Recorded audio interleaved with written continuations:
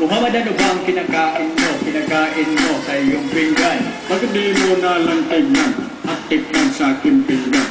Ang maanghang, anghang, anghang, anghang, anghang, anghang, anghang, masyadong maanghang.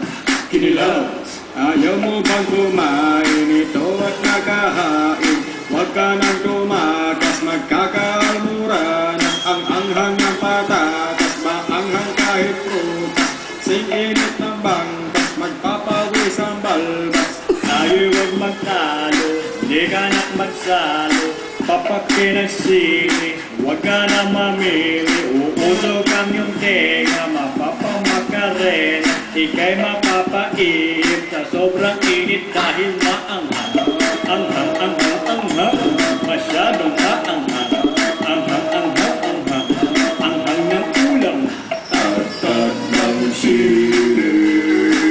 Dagdagan mo pa ng sili, ang gusto ko marami. Dagdagan ng sili. Ngayong marami ng sili, let's party. Ready ba na bang kinakain mo? Kinakain mo sa akin. Bakit di mo na lang tignan at tikman sa aking pinggan? Ready ba kami mikrobyo yan? Yan, yan, yan, pagkain yan. Bakit ba naman ang akin mo? Akin mo, akin mo. Dahil maanghang, anghang, anghang, anghang, masyadong maanghang. Anghang, anghang, anghang, kinilaw, kakain ako, wag kang